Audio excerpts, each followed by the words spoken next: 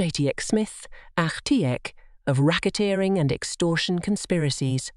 The verdict was issued yesterday following a 2-week bench trial before U.S. District Judge Jed S.E. Rakoff in December 2023.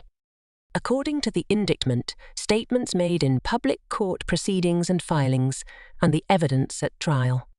The fire restoration industry refers to the businesses that repair properties that have suffered damage from fires or exposures to fires. Within this industry, fire restoration companies, sometimes referred to as emergency mitigation services, companies provide emergency mitigation services, demolition and construction services to properties that have suffered such damages. First Response Cleaning Corp. First Response was one such EMS company. In 2019, Jatiek Smith joined First Response and quickly assumed control over its operations. Smith, a member of the Bloods, a violent street gang, recruited other gang members and associates to join him at First Response. As the leader of this crew, Smith and his associates used violence, threats of violence, and extortion to terrorize and dominate the fire restoration industry in New York City.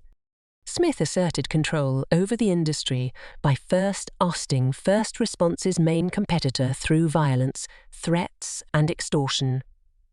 Once Smith and his crew had established control over the industry, they imposed rules that allocated a preferential share of fires to First Response. These rules were backed by threats, including threats to kill children and violence.